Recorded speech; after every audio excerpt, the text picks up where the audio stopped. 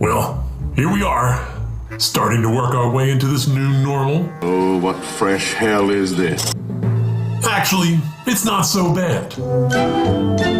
Coming out of our houses, social distancing, wearing masks. Actually, I kind of like that part. I feel like a sexy bandit. Except, sometimes I forget my pants. What the hell? The point is, we're all gonna get through this. Take care of each other. Be considerate. Wash your hands. And remember, Toxic Radio is here for you. We'll rock you with the music and entertain you with the shows.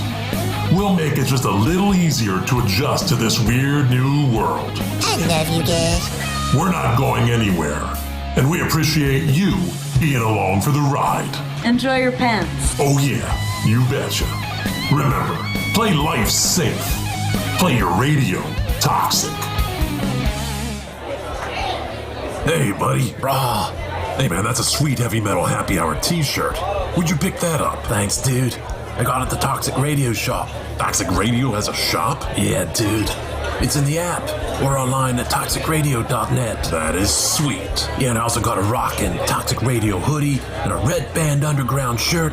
Dude, I'm gonna look so rockin' at the party tomorrow. Well, I think you look pretty now. Oh, Wait, what? The Toxic Radio shop is a place to get all your Toxic Radio gear. Shirts, hoodies, stickers. Find it at toxicradio.net or on the app. Don't buy it safe. Buy it toxic. Hey, where you going, man? It's Toxic Radio, and 'tis the season for frightening masks, demonic voices, and men in heavy face makeup. I'll swallow your soul. And you might even see some people trick-or-treating, too. Swallow this. At Toxic Radio, we do Halloween just a little bit harder. Don't play it safe. Play it toxic.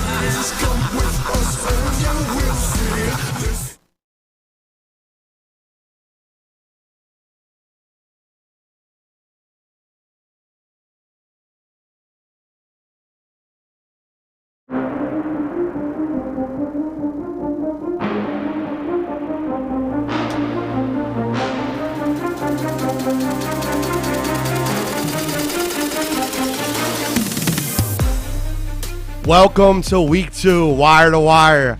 I'm your host, Gene Walzak, and to my right, I have the man, the myth, the legend, Shally, Bill Shallcross. To my left, I got Kent State, Cleveland, Lakers fan today, front running, Cottrell Simpson. So let's just hop right in it. MLB World Series, Game 1. You guys seen our picks that were put up on the website. I got the Dodgers in 6. Game 1, as expected, I said Kershaw would throw a gem. He did. And we're sitting at Game 2. It's 1-0 Tampa Bay. So I'll pass it to Cottrell this week. Stars off. Did you have the Dodgers also? Yeah, so I had Dodgers in 5. I just think that what it's going to come down to is that, yeah, I get it. The Rays have the better pitching staff in total, but I think the Dodgers hitting is just going to be too much. Kind of had a couple question marks going in with the Dodgers just because Cody Bellinger did have that injury from last series, but I think that's just not going to be a factor with this go around. And the Dodgers are hungry. I mean, they've been in 3 of the last 4 World Series, and they got to get one, right? I mean, they don't have to win anything. I have the Rays in 7. For some weird reason, I've watched them more than anybody this postseason. Watched a lot of the Yankee series. One of the big things about them is they don't hit. I mean, they beat universally, pretty much regarded as the best pitcher in baseball in Game 7 to get to the ALCS, and they took care of Houston, and now they're here. They have a team that just, they find ways to win games. They don't make mistakes. You're going to have to beat them. Kershaw pitched well last night. He's now even for his career in the playoffs. He's going to get the ball probably Game 6, I would assume. 5. Game 5. I think it'll all depend on how way the series goes. If Roberts can bring him back on normal rest, I think he will. If he can afford to wait till Game 6, I think it's gonna be a good series. I said 7. I don't think it ends anything less than 6 games. I know they're still winning tonight right now. 1-0. Snell's going to pitch well. He's a big game pitcher. Done it over and over. I expect him to win tonight. Game 3 will be the interesting one. Game 3, Dodgers win. Bueller pitches, right? Yeah, I mean, the Dodgers win Game 3. He's been a little up and down the playoffs. We'll see. You better hope Tampa Bay doesn't lose tonight, because if Tampa Bay loses tonight, you might be right, Cottrell. It goes on 5. I have this is listed as a Tampa Bay win. I also predicted before the series started that your boy Cody Bellinger, with the injury, would win World Series MVP. So I'm off to a decent start there with the home run. So I think the Dodgers make not quick work of them. I think Tampa Bay is a very, very good team. But I think it's a good series. I think that there will be a few close games. But the Dodgers lineup is just too deep. They're too deep. And if you want to go a little bit further, I think that the separation between the Dodgers lineup versus the Rays and Dodgers pitching staff, I think there's a bigger gap between the Dodgers lineup and the Rays lineup than there is between the Rays pitching staff and the Dodgers pitching staff. And that's assuming you say Tampa Bay has a better pitching staff. Mm-hmm. So, Tampa. Well, I mean, again, you're saying Bueller's automatic. He's going to go against Morton. I mean, that dude's pitched in a ton of playoff games himself. He's not going to go out there and get rocked. Gonna be a good game. I'm telling you, I think it's gonna be a close series. I do think last night's probably the worst score you get either side of a blowout in the series. In the beginning of that game, Tampa Bay had their opportunity to go up 2-3-0 in that game, and Kershaw worked out of it to his credit. But I don't think you're giving Tampa Bay any credit at all. You're not looking at the teams they beat to get here. yes. They're a good team. If I gave them 6 games, I'm giving them a ton of credit. Yeah, I mean, if I wasn't giving them credit, I'd say go over in 4. You're giving them 6 games, but everything you say is they're gonna get blown out. They're gonna get this. They're gonna get that. I mean, they could win a game 1-0 tonight. So I think it's almost, and this is the way I see the series. I see the Dodgers winning games 1, 3, and 5. Kershaw, Bueller, Kershaw, and I think Kershaw pitches 5. So the Rays have to win. In my eyes, they have to win games 2 and game 4, or it will be over in 5. I think Kershaw, I really think Kershaw's ready to put to bed the postseason nightmares that he's had. He pitched, we look at the Atlanta game, he pitched really well for 5 innings. And what ends up happening with him, he gets a little bit out of control in the 6th inning, 7th inning. They leave him in a little bit too long. I really think that he's tired of that postseason hex on him, and I think that he has 2 very solid games. And if Cody Bellinger doesn't win World Series MVP, I think Clayton Kershaw does. So I think it's interesting too, because like I said, we know the Dodgers have been here, these years in the past, and they made a move in the offseason to get Mookie Betts, and Mookie Betts might be the piece that actually gets them over that hump. So I think it's going to be interesting to see how well he plays in the series. I know he had the home run last night, but it's going to be interesting to see how well he plays, not only up at bat, but in the field as well. I mean, we've seen him make so many ridiculous plays this postseason already. It's going to be interesting to see what kind of impact he has on this series. I would say if the Dodgers do win the World Series, the MVP is probably going to be Mookie Betts. I think it'll be over Bellinger. Bellinger had a home run last night. Mookie also hit one. Mookie had a bunch of stolen bases. Mookie's just a better player. He is. But again, you're putting these games in the bag. Glasnow didn't pitch well last night. He looked nervous. That's the first time in the postseason I've seen him pitch that he didn't look good. That he didn't look comfortable. You're not gonna if they go head to head again in Game 5 or Game 6, whenever it is. I will promise you he pitches better. He beat Garrett Cole in Game 7 to get here. The kid's not afraid to pitch. If the kid's on, he's very hard to hit. And we'll see what happens tonight. If it's 1-1, it's gonna be really interesting. I guess the good thing is this will be over probably, but it will be over by next week when we come back.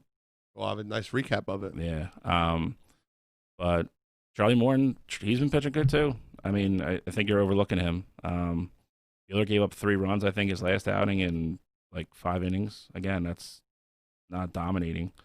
We'll see. I think it's gonna be a close series. Again, I won't be shocked by any means if the Dodgers win. I just think Tampa Bay finds a way. So a buddy of mine who is a huge baseball fan, bigger baseball fan than I am, Adrian. So he made a real good point to me, and he actually backed it up by stats. And if you want to look this up, you're more than welcome to. But the Rays have made a habit this season hitting bad pitching, and they're not going to see much bad pitching in this series. They're not. I mean, and even the Game 7 versus Garrett Cole, You're talking about Garrett Cole. Was he on 3 days rest? 4? So 4, He was on a full rest. 4. So I feel like they've made a habit of hitting bad pitching, and I don't think that they're going to see much of that in the series. I think it's a niche stat. And again, you're talking if you're going bona fide studs right now on the Dodgers staff, you're looking at Buehler. Kershaw, you don't know what you're going to get. And they started a reliever tonight. So I mean, they're not facing the Astros of last year where you're getting 3 number ones in a row. Look out for Julio Urias. It's going to be a relief unless they start him in Game 4. I love Urias. I really do. Young kid. He's going to be dominant in this league for years to come. Look out for Urias. We heard that 3 years ago when he came up. He's like 16. I'm kidding, but he was young, 19 years old. That's fine. They brought him up. They thought he was ready to pitch. Now, listen, if you They think a sent him back 19-year-old, down, he's not. Now he's back. And again, he didn't really do too much until that last game. Looked great in Game 7. Yeah. Looked great in Game 7. What did he He's do got before? Great stuff. What did he do before Game 7? That's fair. That's my point. It's fair. One outing doesn't make a career. Ask Kershaw. Any other takes on the World Series before we move on? No. Dodgers in 5, and I'm sticking to it. Okay. Well, they got to win tonight for that. I think they lose tonight. I don't think you got a prayer at 5. But Dodgers in 6, Rays in 7. I guess we'll go back and see that. Well, just going off what you said, just really quick. If Buehler pitches like how we both think that he will in Game 3, and they find a way to steal Game 4, Kershaw's back on the mound Game 5. I mean, I don't think Game 2 is a must-win for it to be over in 5. Okay. All right. So what else we got to talk about? We got to talk about Big Ten football back. Yeah, finally. College football. Finally. So I am I don't know how I'm doing this. We should have changed seats here. I am sitting next to this is like sacrilege. I'm sitting next to a Michigan fan and an Ohio State fan. I don't know how we got them in the same room. I don't, but not a good year for Michigan. Not a good year for Michigan. Harbaugh's in the hot seat. I think this might be his last year in Michigan. You're not even close to being right. Yeah, I don't think so either. Harbaugh's in the hot seat. I don't think so. Harbaugh's 100% in the hot seat. You're 100% wrong. So the thing is that, okay, I get it. With the Michigan coaches, it does take beating Ohio State to keep your job. But at the same time, has he done that? Harbaugh's been getting so many great recruits into Michigan. And the fact that recruiting train is going to Michigan, they're going to get over the hump of it. I mean, Ohio State's just been the better teams these past few years. I mean, that's just how it is. I'm not saying that Harbaugh hasn't been outcoached, but Ohio State has had the better teams. And I think Harbaugh is doing what he can with what he has at that school right now. What's his year? What year is he in right now? 6. Year 6. 0-5 versus Ohio State, correct? Mm-hmm. Okay. And they're playing a 10-game schedule? 8, I believe. 8. So when he goes 5-3, you think he's good for next his year? 3 losses? I just checking. Michigan State, Ohio State. Are you serious with Michigan State? Yes. You think Michigan State's going to Michigan and winning this year? I mean, Michigan State and Michigan are a constant close game every year. Do they play Penn State? They do play Penn State. Penn State beats them. All right. We will put money on both those games. And they're both in Michigan, so I will gladly wager whatever you would like on that. Penn State's got a lot of problems with Micah Parsons not playing. And they just lost a running back yesterday. So for the season, 1,000-yard returning rusher gone. They lost KJ Hamler to the draft last year. Yep. Yeah. I think it's outrageous. People lose people in the draft every year. That's not an excuse. No. The 100%. Micah Parsons thing is an excuse. That's the best linebacker in the country. 100%. This isn't a bashing Penn State thing. They're a top 25 team all day. It's outrageous that they're ranked 9th right now or whatever they're ranked without playing a game with the losses they have. I agree. I will tell you that game, their opening week game this week against Indiana, do not be surprised if they go lose. Indiana's sneaky good offense. They've been getting better, steadily better the last 3 years. That is not a walkover game for anybody anymore outside of probably Ohio State. And they gave Ohio State a really good half last year. Before Ohio State put like a 27 spot on them in the second half. But I believe that was either a touchdown or a field goal game at halftime. They're a good team. Can't think of the coach's name, but he's been there for a couple years now. He's got his kind of kids in the program. That's going to be a good game. Penn State is not going to go into Indiana and walk through them. Michigan has a very tough game to start. It's also a trap game. How's the game one a trap game? But it's a trap game for Penn State. They got Ohio State and Happy Valley next week. I think it's a trap game for everybody. I mean, it's you look at the SEC, any of the big conferences, when you just start right into conference play, it's tough. I mean, you don't have 3 weeks to work out the kinks. I mean, we have to go on the road to Minnesota, night game. I mean, again, I will not be surprised if we lose. That's a tough game, and it's somewhat of a trap game for us because we have Michigan State next week at home. You guys have Nebraska. Again, not a walkthrough. I mean, and Ohio State helps. Is it in Ohio State? Yeah. Yeah. Yeah, there you go. If that was at Nebraska, that would be a different I story. mean, I'm a fan of Scott Frost. I think he's a good coach, but I mean, Martinez at quarterback, I just don't know if he's going to be able to get it done against Ohio State in that defense. So, he's been a roller coaster since he's been the quarterback there. If there's a trip up for Ohio State on this entire schedule, where is it? I think to me, I think it has to be the Michigan game, but I don't see that being the case. You guys play Wisconsin? Look, Ohio State fan doesn't know this. I don't know the whole schedule by heart. Come on, man, you got to know it. Hey, look, You should be looking forward to we're this. we're looking forward to Clemson. I mean, none of these games matter. If we're being honest. So you're looking forward to Clemson, and Yeah. that's the game. 100%. So that's fine. I'll make my prediction now. Then I said this before the show. I was talking to guys. I will say it out loud on air. This year is the first year in a long time. No SEC team will be in the national title game. I think it's going to be Ohio State, Clemson, and I think the fans will get what they want. They'll get part 2 of Trevor Lawrence versus Justin Fields, and that's the game everybody wants to see, right? 100%. I mean, yeah. I mean, it depends what side of the fence you fall on. The ACC is horrible. I mean, Clemson's only, and I say this lightly, the only game that you look at on their schedule that's even like makes you say like, is they try to. I believe they're going to Notre Dame on November 1st. And I watch enough Notre Dame games this year already. That's not going to be a game if Clemson shows up. Clemson shows up to play. That's going to be a whitewash. Their defense can slow down Clemson a little bit. Their offense can't keep up with Clemson. That's the problem. I don't know if I even agree with that. So I know we were talking about it before, Bill. I also think Clemson's going to cover the spread. That whatever the spread is, I got agree. Clemson covering. I'm on record. If it's 20, I'll take the 20. I don't. Notre Dame's done nothing to impress me, and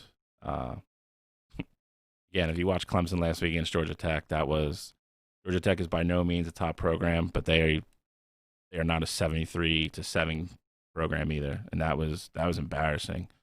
Clemson's just too good. They have senior depth on both lines. Lawrence obviously speaks for himself. NTM might win the Heisman.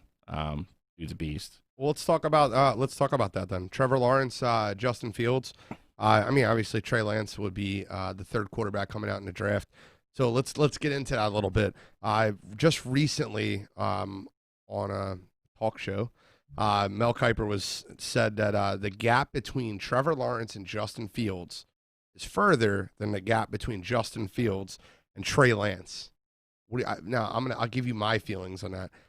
I'm a big Justin Fields fan. I don't think he's better than Trevor Lawrence. Trevor Lawrence, to me, is the best, no doubt about it, prospect, even better than what Andrew Luck was when he came out. I think Trevor Lawrence is a slam dunk, home run, no doubt about it. I honestly watch him, and I feel John Elway. I don't feel top quarterbacks in the NFL right now. I feel like NFL Hall of Famer. And I've seen that from when he was a redshirt freshman beating Alabama, like watching just how poised the kid is. He's unbelievable. So I think he's the no doubt about it home run prospect. Justin Fields, I see a lot, and I hate doing these weird NFL comparisons, but I see him as I see Kyler Murray, and I almost see Kyler Murray with a little bit more touch. Kyler's a little bit more athletic, but I see Kyler Murray with a little bit more touch. I think both of them are unbelievable quarterbacks in the NFL for years. Whereas when I watch Trey Lance, I see Jalen Hurts, and I don't know how his throwing game 28-0, but in D2. The D1 AA. Yeah, D1 whatever. I mean, listen, Lawrence is the guy that he checks every box. He's tall. He's got a cannon for an arm. He's obviously smart. He's poised. Winning, he's won every level. Like you said, coming as a redshirt freshman, beating Alabama, he hasn't been put in a situation that's ever looked too big for him, which I think is huge going to the NFL. I really shouldn't be saying this, but I am a Fields fan. I think he's good. The only thing I think with Fields is I think They he's just cut his Michigan card off. no. It is gone. I think with Fields I do agree with you with Murray. I think Murray's a little bit quicker. He's probably a little bit of a better athlete. I think Fields is a better quarterback though. I think Fields has to go to the right situation though. I think he's a lot 100%. Like Lamar Jackson. I think he's a lot like Kyler. He's got to go to a team that is willing to put that kind of scheme in and play that type of game. If you draft him and try to make him, if you try to make him Joe Burrow or try to make him, like a Ben Roethlisberger, that's not going to work. He's not that type of guy. You have to give him options on plays that if he just wants to go, he can go. And you have to have weapons around him. I mean, it's we kind of talked about this a little bit pre-show as well.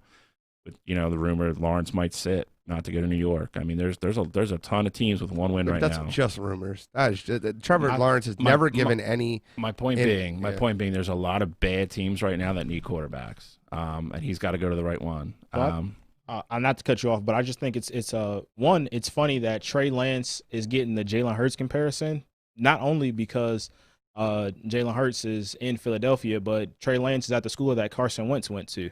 So, like, that whole dynamic of it is kind of funny and ironic in a sense. Yeah, we'll probably draft him in the second round this year.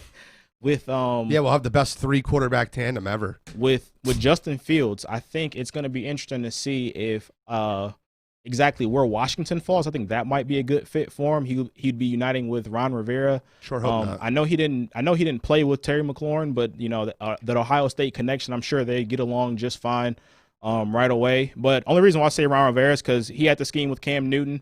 A lot of people argue that, Cam Newton was just, that good of a talent, and that's why he looked so good with Ron Rivera in Carolina, and he didn't have really any weapons around him. But if they can have that offense looking similar to that 2015 Carolina Panthers offense, I think that would be a good fit for Justin Fields. I hope not. I don't want him in our division. I don't want him in our division. I don't want him in Washington either. But I don't want him in our division at all. I think he's going to be a stud. It wouldn't bother me that much. We still have the best quarterback in the division. I'm a Carson guy. I love Carson Wentz. Justin Fields gets drafted in Washington in 3 years. Are you saying the same thing? Yeah. I don't know if I could say that. So you think Carson's better than Dak pre-injury? I don't think it's close. I think if you swap them, you put Carson Wentz on Dallas. Dallas probably has made a deep run into the playoffs. We're not any better. Did anybody watch the heroic Carson Wentz performance? I did. The second half. Like listen. And the reason before you go, and that's another reason, Dak's not capable of that game. No. I'll take Carson all day. He's the best quarterback in the division. So I'm going to take the time to list every single starting Philadelphia Eagles offensive player that played in that fourth quarter. Okay, I'm going to give you every one of them. Every single starter. Jason Kelsey, Carson Wentz. Every other position is at minimum at second string. Wide receiver 6, 7, 8. 6, 7, 8. Tight end. We are now on third string, and we just signed a kid off the practice squad to be the backup for this week. Lineman. We just cut our third string guard today. Oh my God! Did you see the video that was going around? Yeah. Oh my goodness. That's terrible. That's another whole. I don't even know that guy's name. Yeah. Brown? Yeah, something Brown. Something like that. Jaron, oh my God. I thought he played wide receiver for the Titans.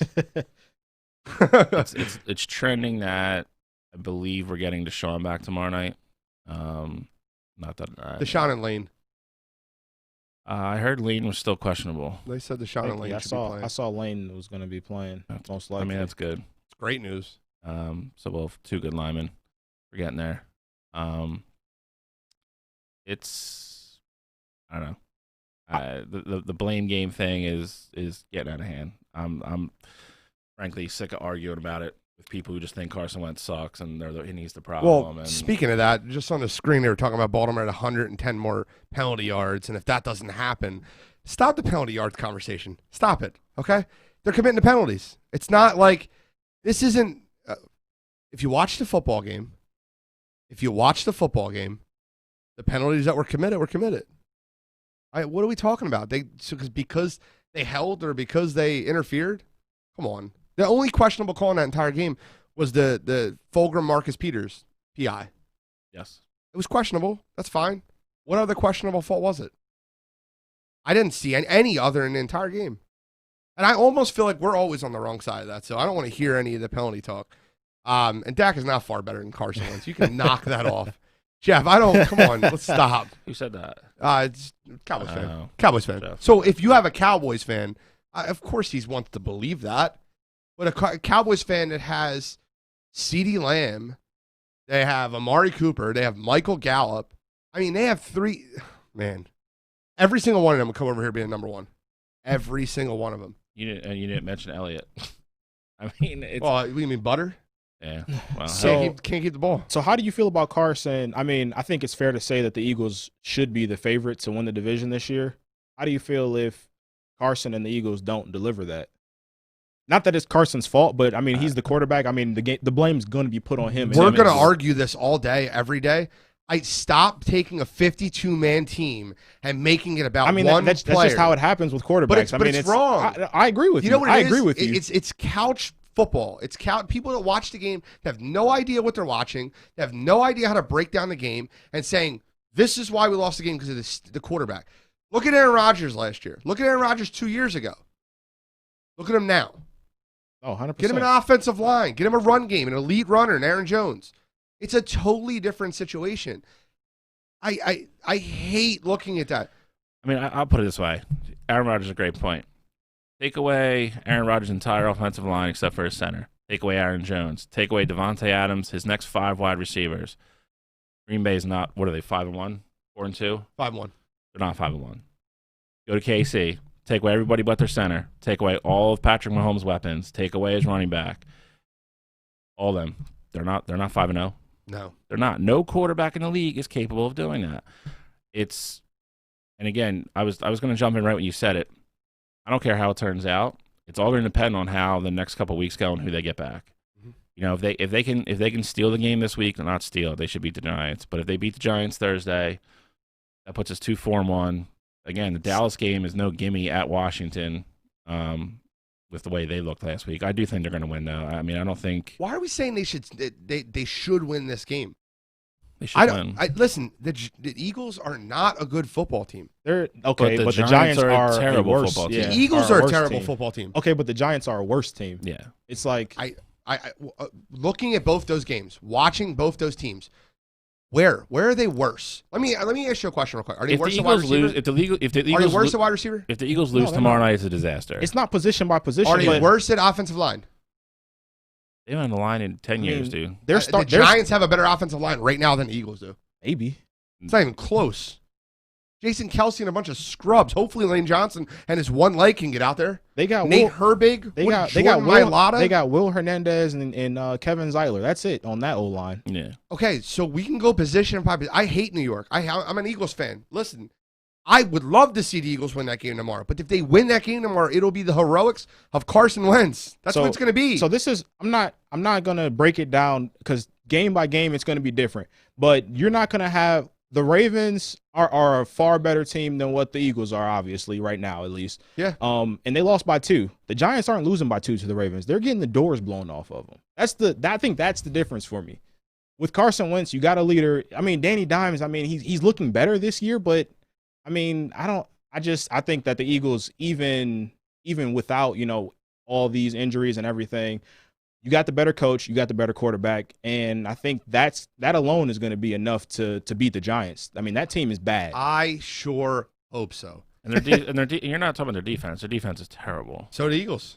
We have a good front four. I'll take the That's Eagles it. defense all day over the Giants. They have a defense. good front four. The Eagles have a good front four and one really good cornerback. Are you really trying to justify that like the Giants should win Thursday night? No, what I'm saying is I don't think it's like a sure thing. We looked at Washington like the Eagles are going to beat Washington, and Washington kicked the shit out of us. I think they should have, though. I mean, I think going into that game, Stop you the look at it shoulds. and just because they underperformed doesn't mean that they shouldn't. By the way, win you the want to know game. who predicted the Washington Redskins are going to beat the Eagles week 1?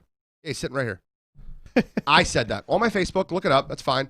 The Philadelphia Eagles offensive line woes going into that game, and the Redskins having 4 first-rounders on their defensive line. I'm like, that is not good. We got 17-0. I was getting text messages from everybody. You're an idiot. You don't know what you're talking about. And then the game progressed. Smoke and mirrors only last for a little while. The bullshit they were pulling last week versus Baltimore, where the misdirections and screens, you got to do that for 4 quarters when you go against an NFL defensive line, because that offensive line ain't holding up. It's not. Especially with that guy they cut, Brown. I don't know his name. He's terrible. It's a 4-string guard. You get Lane back though. I think that's going to help out immensely. I mean, even if it Lane doesn't on one leg. He hasn't finished a game this year. But at least he's going to be there with communication reasons. So, like, the shift and everything, like shifts and things like that, he can help out with that line. So, like, you have a lot of backups in there who might not know what they're doing. They know they have to block the man in front of them, but they might not know I have to slide this way, I have to pull that way on certain plays. I think Lane's going to help out with that. The Eagles don't win tomorrow night. Something really bad went wrong. That's fair. I watched that game, and I see Nate Gary still starting. I hate the way the Eagles match up versus the Giants. I really do. They've beat them 6 straight times. Fine. I've watched a 61-yard field goal from Elliott, which Jeff just referenced. Listen, it's a division game. I mean, you can go across the board with that in any division in the NFL. When those teams start playing each other, like look how many times New England went down to Miami with Tom Brady and lost. Yep. Like it's just a division game, dude. It happens. Like Casey's favored by like 9.5 at Denver this week, and I would almost bet you they don't cover. It's a division game. It's going to happen, and now you're coming off short rest on a Thursday night. It's not going to be a pretty game by any means, but if the Eagles don't win, they either played really, really bad or something crazy happened. So I'm just thinking about the Eagles not winning. It just brought me to this. How bad does this season have to go for Peterson to be on the hot seat? I don't know how you put anybody on the hot seat other than Howie. Howie has to be on the hot seat. I just wanted to get some perspective on that's all. At some point, yeah, I mean, you could say some of the play calling's been terrible, and it has been. The two-point conversion was ridiculous. How did did you hear what he said? He ran out of plays. There's that. he ran out of plays. Here's the thing, though. You have to watch the play. Our left tackle didn't block anybody that play. He blocked down. No, your problem with that play is, and I'll break it down. No, it's a shitty play call. That's they rushed the play. They snapped the ball with 1 second left. There's no hard count. They jumped off the line right away with a makeshift offensive line. They could have called a timeout. That 2-point conversion play means more than anything. They held the timeout so they could have a chance to go 3 and out and get the ball back. You can't play to not make that 2-point conversion. No, I agree with the timeout. You're not going to hard count there because you're not the risk reward with that is bad. If your guy jumps down, you have to kick the field goal. I didn't mean the hard count in that sense, but like you know how they say, on 3, like my point is Peterson wasn't going to go to that press conference to throw that kid under the bus either. That kid. If you watch the play, there's 2 guys there, and he blocks down with the guard. He doesn't block his man. That's why Carson literally goes like this, and the guys in the backfield because nobody blocked him. So on a read option, you're not supposed to block the defensive end? There's 2 guys there. Okay, you got to block one of them. Yep. But it's I don't know. I just don't see how they lose, and Peterson at some point can't be held accountable for it's not Doug's fault. People are getting hurt, and it's not Doug can only coach with what they're putting on the field, and that becomes a GM thing. That is us not drafting. It's 100% a GM thing. Drafting not drafting depth where we need it. Not drafting another linebacker that we have to keep playing Nate Gary. Like it's crazy. And this is not an all Eagle show, so we'll continue on to different NFL games. All right, so this is the topic that we wanted to talk about because we have a huge matchup with the Titans and Steelers coming up. 2 of the 3 remaining unbeaten teams. I'll start with you, Cottrell. What team stays unbeaten the longest? Obviously, one's going to go down this week. So which team stays unbeaten the longest? I think I'm going to go with the Seahawks just because low-hanging fruit. I think the Russell Wilson is the best quarterback, and the Seahawks have been playing really well under pressure. And so in those close games, I mean, you could argue that Russell Wilson's the guy you trust the most out of the entire league in one score or one possession games. And then, Chris Carson's a great back. Their defense is looking a lot better. Hopefully they get Jamal Adams back sometime soon.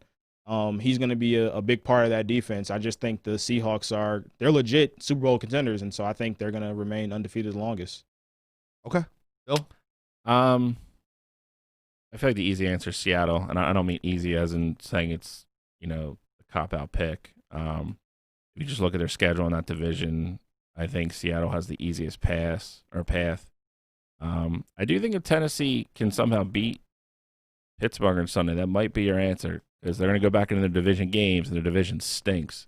There he goes. There he goes. I could see Pittsburgh winning Sunday, but they have to have Baltimore soon. So that's going to be a tough game.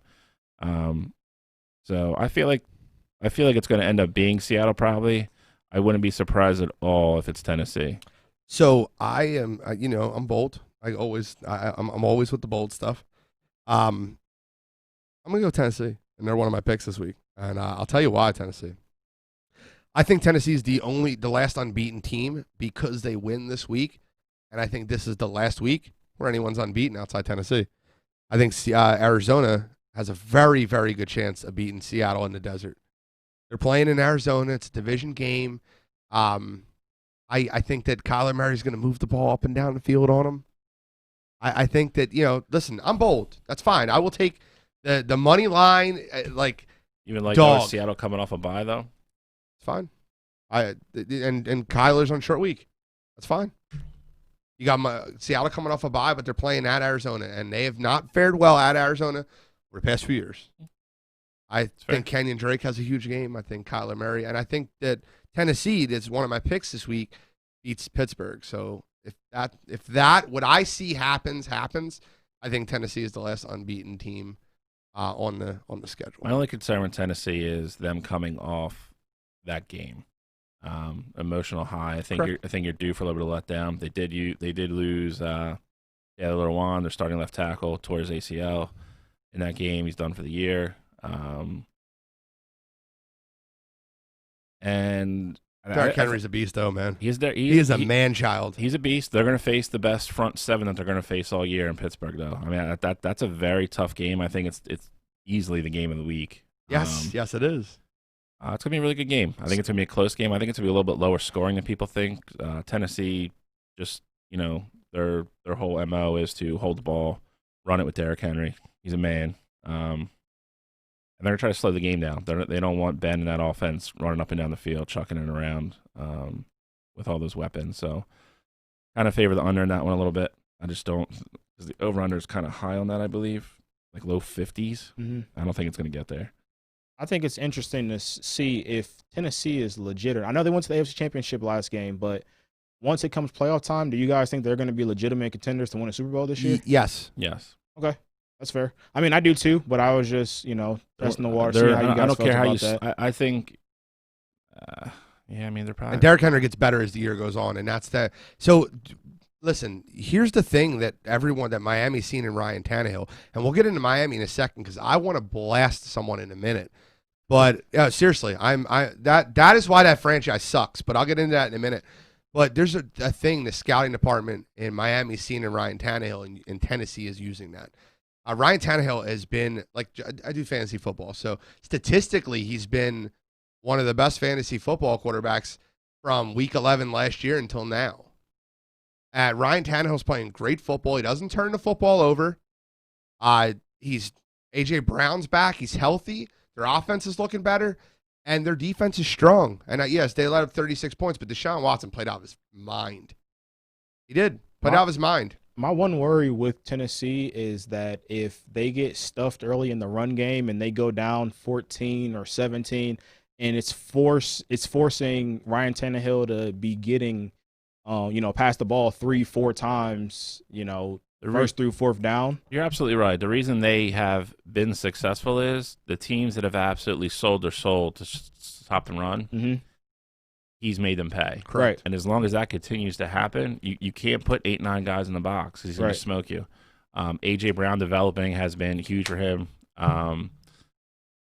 Corey Davis is playing better this year. I know he's hurt, but he was playing better before he got hurt. They're the only time you really see them get in trouble is if somebody can come out and put 14 on them real quick, or put 14 or 17 on them at halftime. They're down by double digits. That gets them a little uncomfortable because then you can't rely on plotting up and down the field. Right. 4 yards a pop, 4 yards a pop, 4 yards a pop. You have to move the ball. That's the only danger ever with Tennessee. I mean, but I don't care how you want to split it or argue it. They're no worse than the fourth best team in the AFC. Okay, so if I had to ask you both a question, what quarterback will throw a big interception in that game? Tannehill or Roethlisberger? The answer has to be Ben. I don't know if I agree with that. Ben, I don't think it has to be. it has Yeah. to be Ben. Has to be Ben. It doesn't have Ben, to be. It Ben doesn't have to be has Ben. had so many games where he gambles with the football. He constantly gambles with the football. He does it a lot. He is not. I mean, He doesn't situationally, protect the ball like Ryan Tannehill does. That's fair. And if it's a situationally close matters. game- Situationally matters for this conversation, though. Yeah, Ben is the bigger risk taker and the bigger gambler, but at the same time, the Steelers have. I think the Steelers have the better D line, so maybe they get more pressure, especially with Taylor Lewan being out, forces an errant throw, and it's not necessarily on Tannehill making a bad throw, but his arm gets hit, and the Steelers guys. I mean, they got ball hawks in the secondary. Minka Fitzpatrick, I saw the game against the Browns. He got the pick 6 last week. Like, they got guys who can make plays on the football, especially if pressure is on them. So I don't think it necessarily has to be Ben top to bottom. Roethlisberger. They're either one or two top 2 defenses in the league. They have studs everywhere. So across the before we field. anoint Pittsburgh the best 1 or 2 defense in the league and this great team, because I feel like out of the 3 teams that are left, they've had the easiest path. The only That's fair. team they've beaten that has a winning record is the Browns, who are probably the worst 4-2 team I've seen in a long time. Hey, you don't because you're the Cleveland guy. But you were just saying before this I don't know that if I Joe agree. Burrow is probably going to beat them. I don't think. Oh, no, I don't think Joe Burrow's going to beat him. Stop it. I don't think so. Cincinnati might beat them this I don't week. think so. One of your picks? It's not one of my picks.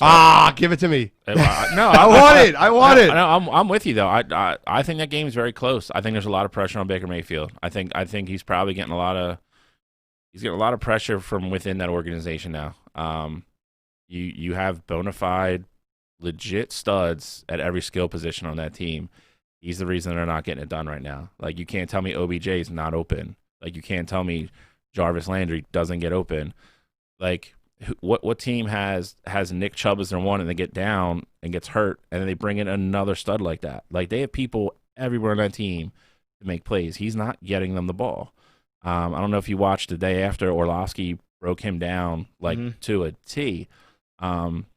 They call a play. If his first read is there, Baker's on time and accurate. If it's anything past that, he's a mess, an absolute mess. I think you're going to see them try to force the ball to OBJ a lot this week.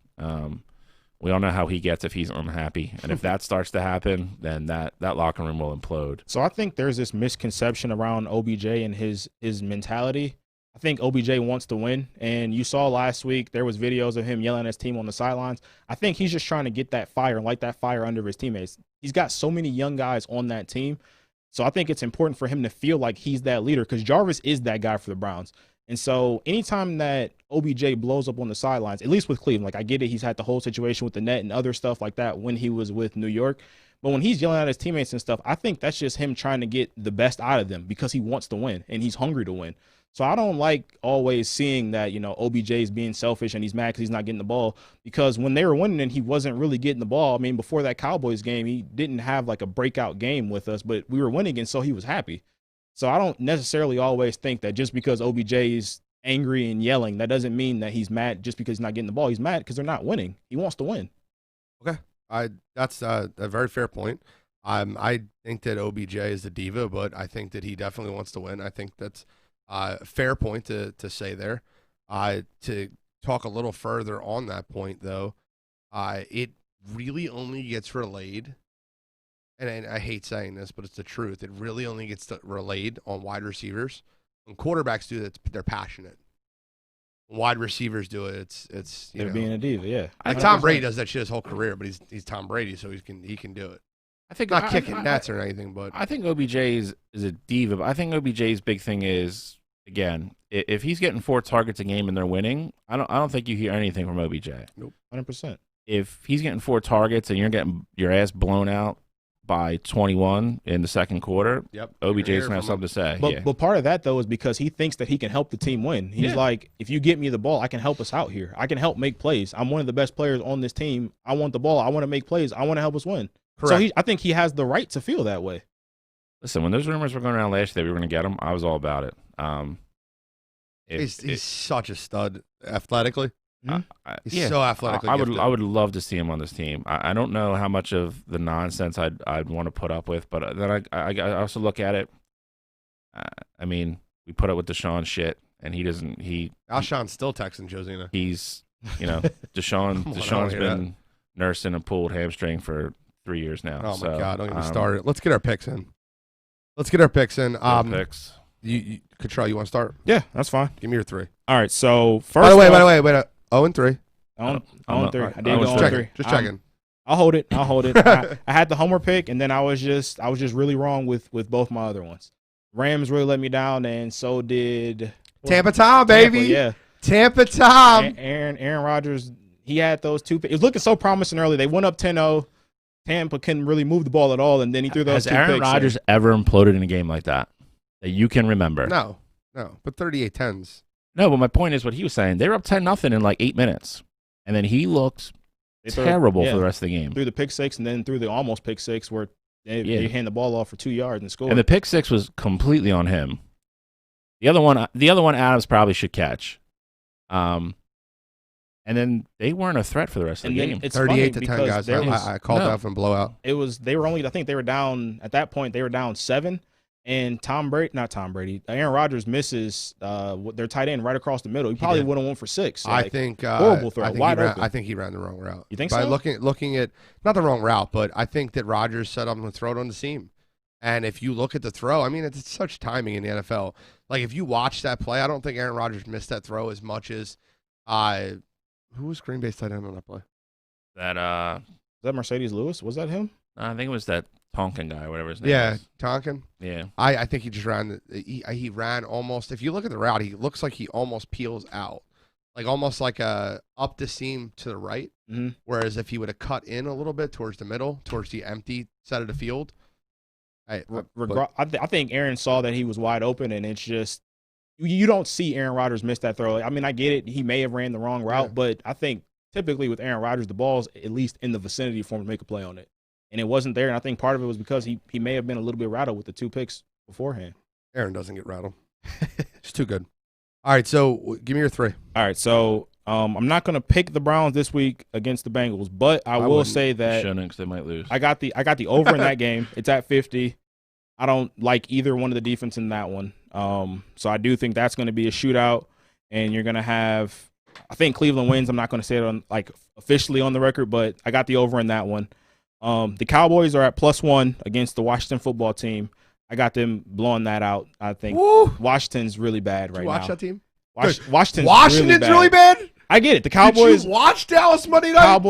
Cowboys are bad too, but I think Then that's going to be Zeke's, team went out and said the coach sucks. that's going to be Zeke's field day game. Oh, though. man. I think Zeke's going to run for 150 plus, and you're going to see. He's not going to fumble back-to-back carries again. Yeah, It's just not going to happen. you're going to see Dallas put it on Washington. So you're taking the Cowboys. I got the Plus Cowboys one, +1, but I mean, Take a essentially, money line. I got Take them the at the extra money money. line. I mean, I got them at the All right. money line, and then last game I got was the. Let's see here. Which Come on, be what are we talking prepared, about, man. Oh, the Falcons. They're at Oh, yeah. 2.5 point You're favorites. taking that trap line. I'm taking them against the Lions. I think they had a really good game last Trap. week, and this offense Trap. is looking a lot better since they got rid of Dan Quinn. You know, a lot of teams play inspired once they get So rid hold of on, their they coach look for a lot whatever better in reason. one game versus Minnesota. That's one win this year. And I get that. Stop I it. get that. But is Crap. Detroit that much better than what Minnesota is right Atlanta's offense looks good all year. They look bad one game, and then he fired Dan Quinn. Okay, They so look they're great gonna versus the Dallas. so they're going to just score a couldn't lot stop of points. anybody. They're going to score a lot of points against the Lions, and I think they're going to win that game. And You might be right. It's a trap line. though. And you have healthy Julio. So give me your 3. I'm going Bills coming off 2 losses, playing probably the worst team in the league. Yep. In the Jets. So I'll take the Bills and the points there. Bill taking the Bills. Got it. I think the Packers cover. Coming off that, I just don't see them playing that badly again. I think that's probably a tough week of practice for them. Houston, as much as I love Deshaun Watson, I think he's a stud. He's just on a really bad football team, and their defense can stop nobody. So I'll take that, and I'll actually go out on a limb here for some. No, I'm not taking that, actually. Never mind. Come on. We just got to be prepared, guys. I'll take the Rams and the points, actually. against Chicago. Rams -6. Got it. Yeah. All right. Are you guys want to give a college football game? You know what? Let me give my games. You figure out your college game. I got all four lined out for you guys. Ready? All right. I'll take the Titans. Like I said at the beginning of the show, Titans are going to beat the Steelers. I think the Steelers are an overrated 5-0 team. Sorry. Overrated 5-0. I don't mean like they're a good football team. They're just not the best football team in the league. I'm going to take the Raiders +3. Yes, I'll take the Raiders +3. Playing at home. John Gruden's getting them play good football. I'm going to take the Saints -7, get Michael Thomas back. I think they're going to beat it up on Carolina this week. Carolina looked bad versus Chicago last week. And I think they're going to look even worse this week versus New Orleans. I hate taking division games and laying points, but that one I will. Here's my college football game, which I think Bill will like. I don't know in a minute, but my college football game is I'm taking the University of Pitt +10.5 versus Notre Dame. The funny thing is, I was just looking at that game. I believe their quarterback's hurt. And if he plays, I love that play. I think Pittsburgh covers that all day. I don't think he's going to play, though. But I love that pick if he plays. I actually think Indiana's going to cover. Okay. I'll go Indiana with the 6.5 at home against Penn State. Got it. So I think it's interesting to see that they got Nebraska's 26.5-point dogs against Ohio State. I think that's a game that's going to be very close, and you'll see this trend with me. I like the homer picks, but I think that's a game that's going to be close after the first quarter, and you're going to be like, whoa, is Ohio State in trouble here? But I think that's a game that gets out of hand, and they win by 40+, and I think that's their statement game, showing like, we didn't look past this team, and we're ready for Penn State next week. Okay, so now we get to the fun part of the show. StatementGames.com is giving all our listeners an opportunity to win $150 for free. You don't have to do anything, but just go on their website. You can download the app on Android or Apple and pick 10 statements for the UFC card, which I cannot wait to talk about. I'm so hyped to talk about this card. StatementGames.com, $150. All you have to do is have 10 correct statements. I'm going to help you, too. I am going to help you for this Statement Games. So there's a fight on this card where Lauren Murphy is fighting a fill-in fighter. She's going to win by decision. So you take her in the over, you take it completes 2 rounds, and you take her by decision. There's 3 statements for you. You're welcome. You're welcome. StatementGames.com. Go on there. Fill out a bracket under the UFC. You'll see sponsored by Wire2Wire. If you get all 10 right, doesn't matter how many you do it. It's your first bracket only, though. First bracket only. If you get all 10 right, they'll give you $150. If you win your contest, you'll be going against 12 other people. You'll get 78 coins. Those coins translate into money. It's free. So that's it's 78 cents, but it doesn't matter. You can keep playing on the site and earn money. There's also other ways to make a ton of money. But let's get into the money fight. Justin Gaethje versus Khabib. Too many syllables. I'll start with Cottrell with this one. Cottrell, and then Bill. Let's hear your breakdown of Khabib versus Gaethje. All right, so we've been talking about this for weeks now, essentially. It's going to be a great fight, but I just went back and I'm thinking on it, and I get Justin Gaethje dominated Tony Ferguson. But as good as Justin Gaethje looked that fight, I don't think it's going to be that easy against Khabib. Part of the reason he's that I'm a saying 2.7 dog. Of course, it's not going to look that easy. Part of the reason why I'm saying that too is because Tony Ferguson was scheduled to fight Khabib with that fight, and For like the sixth time. Gaethje was the filler, and I always think it's tough if you're not like an elite fighter. I think it's tough when you're the replacement. Well, you have to fight the replacement. Of course, it's going to be tough on the replacement as well. But these guys have been training months to fight this one fighter, and they've been looking for ways to stop this one fighter. And so getting the switcheroo at the last minute, I think that's really tough. And you saw it in the past with Nate Diaz and Conor McGregor. I think that was a situation where Conor was kind of caught off guard, especially with the weight increase at that fight. And I think Tony Ferguson was kind of caught off guard by fighting Gaethje this fight. With that said, I think Khabib's going to do what he normally does. He's going to take this fight to the ground. He's going to wear out Gaethje. Gaethje's, of course, going to get some good strikes in there. But I got Khabib going the distance, winning it by unanimous decision, and it's going to be, I think it's going to be one of those fights that might put you to sleep after the third round. That's the most of Khabib's fights. I have legit flip-flopped on this fight probably 7 or 8 times the last 2 days. Give me Khabib. Say it. So Dana White's thing Dana White always loves to say is matchups make fights. This is your classic. Khabib wants to be on the ground. Gaethje wants to stand up. I think Gaethje has a better shot than most getting in the cage with him because the wrestling, he's not going to be out of his element wrestling with Khabib. My only problem is if he gets put on his back, he has no ground game. So anytime Khabib gets him there, it's a huge problem for Gaethje. I will say I don't know the last time Khabib's been in the ring with somebody who strikes as well as Gaethje. I think Gaethje's coming off the biggest win of his career by far. To your point with Ferguson, the only reason I wouldn't take anything away from Gaethje on that is Tony Ferguson's world class, man. Yes. And he's one of those dudes like Gaethje who trains all year round. Like he doesn't have a fight and then sits around for 2 months. Like he gets in a fight and as soon as he's medically cleared, he's back in the gym. 100%. He's just an animal. And that was an eye-opening fight for a lot of people. Not that Gaethje wasn't on the map before, but that was like, hey, like look at me, like like no more, like I don't want to hear about Conor, I don't want to hear about so forth and so on. Like I'm in all those conversations now. And he decimated Ferguson. He did, yeah. He beat the balls off Ferguson. It comes down to one of those things where it's easier for Khabib to win the fight doing what he wants to do versus what Gaethje wants to do. So you're going Khabib? Relax. I want it. Come on, I want it. I do think this is, and this is including Conor, I think this is the toughest fight Khabib's going to have. I want to pick Gaethje. I want Gaethje to win. I do agree with Cottrell. I think this fight has a huge dud factor to it. As all the hype is, I think if Khabib has his way, he's going to take him down. He's going to hump him for 25 minutes, and that's what you're going to get. I don't think you're going to get that. I do think it's probably going to be a decision for Khabib, though. Okay, so I will have the balls to pick it, and I have no problem doing this. So a lot of people, does everybody forget that Justin Gaethje was 2-time Arizona State wrestling champion?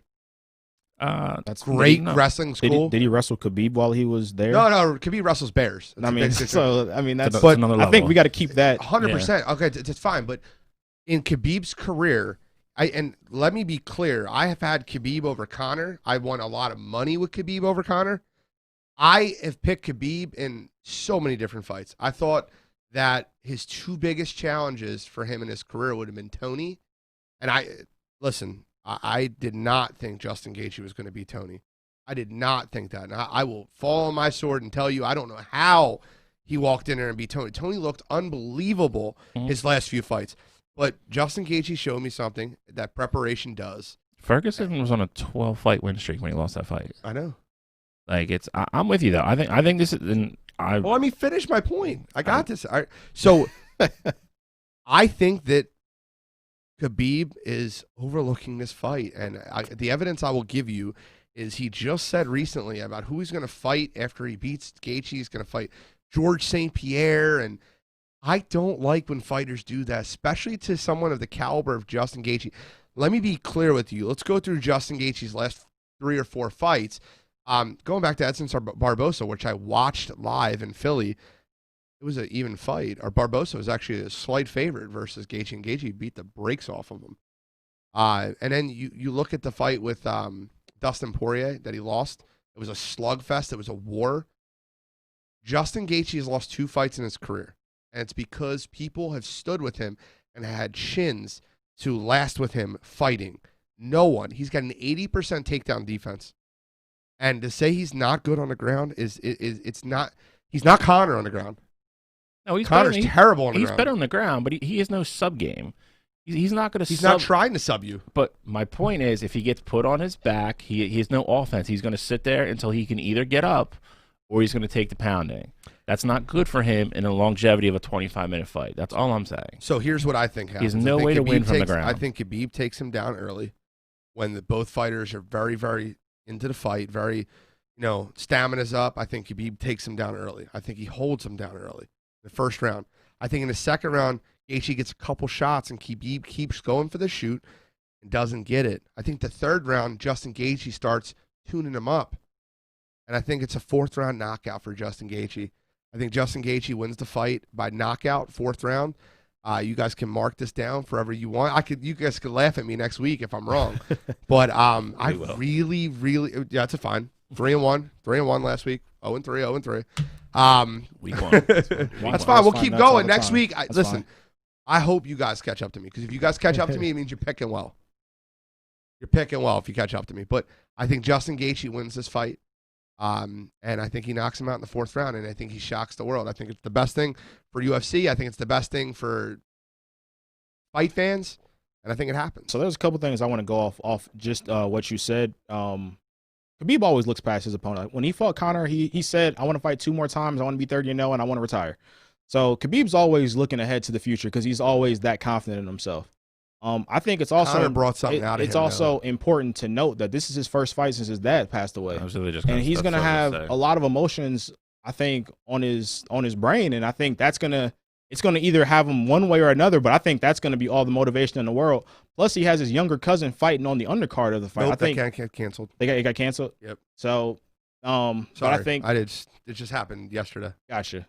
But I think with all that going on, though, I think he's going to have a lot of emotions, and he's going to be riding this high. And I just see him performing really well Saturday night. So Saturday a fighter afternoon. that drags you on the ground should never be fighting emotionally. And then let me give you a comparison, ready? Because a lot of people use Khabib and George St. Pierre. Very, very similar fighters in the sense that they want to take you down, they want to pound you. George St. Pierre didn't fight with emotion. The one fight he fought with emotion, got knocked out by Matt Serra. He's even come out and said it. Like, you talk about like looking past people. He absolutely looked past Matt Serra. He didn't have a normal camp for that fight. He thought he was going to go in and smoke him. And Matt Serra hit that one right behind the ear, and that's all she wrote. And I think Gaethje's going to have that one right. Listen, dude, I would love it. I said this on the site earlier. I want Gaethje to win for no other reason that it just opens up the division huge.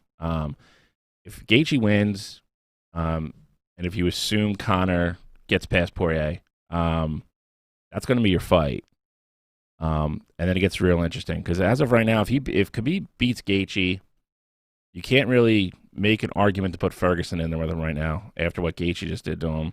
He won't fight Conor. Where do you go? So what I would love to see Gaethje win the fight and fight Dustin Poirier again and avenge his loss. I really want to see Conor McGregor. Listen, Conor McGregor, I think, will beat Dustin Poirier. I agree. But the fight that I think everyone wants to see is that badass champion, that bad mother.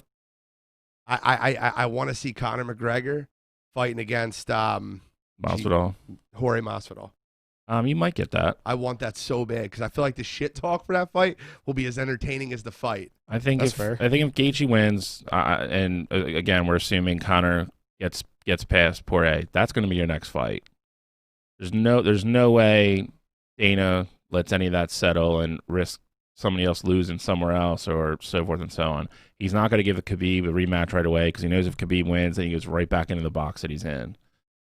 Khabib, for lack of a better word, is kind of holding that belt hostage right now because he's very selective who he fights.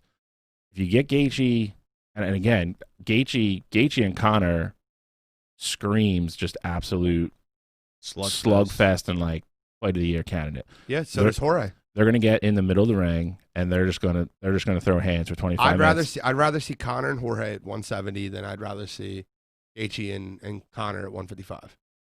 I think Jorge Conor is a better fight. I just do. So with that note, I'm going to give one more pick on the UFC card. We got to get into our 4 horsemen, basically our Mount Rushmore, and we only got 5-6 minutes left. So real quick, I think Cannonier knocks out Whitaker. I agree there. Disagree. You disagree? I'm not saying Cannonier won't win the fight. So Cannonier's going to win by decision? No, I think the longer the fight goes, it's worse for him. How's the fight go? I think Whitaker. Again, you're dismissing Whitaker like he's a nobody. No, I'm not. He's a very smart fighter. I don't think he's going to sit there and just take bombs from Cannonier. Again, I won't be surprised if it ends that way, but I think Whitaker has a very good shot at winning that fight. So with Cannonier, I don't think you have to just sit there and take bombs from him. I think really all it takes is one. I mean, that's pretty much with any fighter, but especially with Cannonier, all it takes is one for, I think, Whitaker to have his lights knocked out. Second round knockout. And I think Whitaker, I think Whitaker is a very smart striker. I don't think he's just. It's going to be harder for Cannonier to hit him than you guys think he is.